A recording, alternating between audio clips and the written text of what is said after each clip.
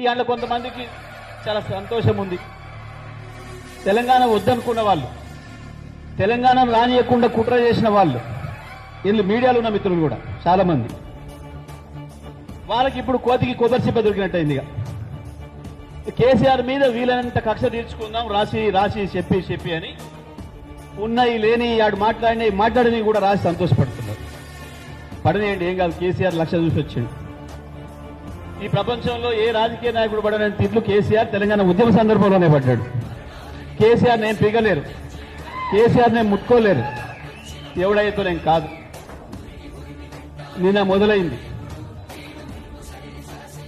మళ్ళీ మొదలైంది. ఇక ఇప్పుడు మొదలైతుంది.